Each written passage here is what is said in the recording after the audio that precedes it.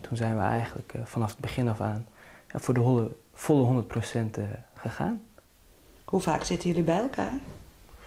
Maar thuis valt het vaak wel mee. Ja. Meestal op school of in de bibliotheek spreken we ook heel vaak af. We dachten eerst, dat doen we eventjes, valt wel mee dachten we. Maar achteraf, het is wel redelijk wat tijd in werking gezeten en allemaal uurtjes die we niet hadden verwacht. En met editen en met laptop veel bezig natuurlijk. En dus ja, dat is wel meer werk dan wat we verwachten.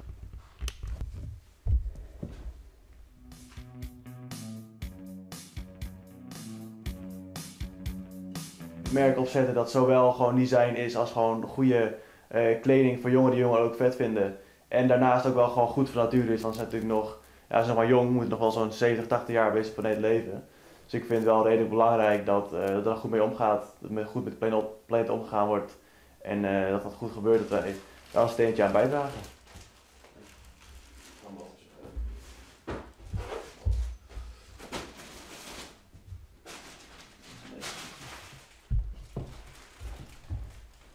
Kik Piri, dat is een goede vriend van mij, dus daar hebben we het geluk mee gehad dat hij ook wel onze kleren wilde dragen en ons wilde promoten. In de zomer willen we nog van alles doen, nieuwe t-shirts, zwembroekjes, etc. Dus onze nieuwe collectie komt binnenkort ook, in de zomer, in de lente.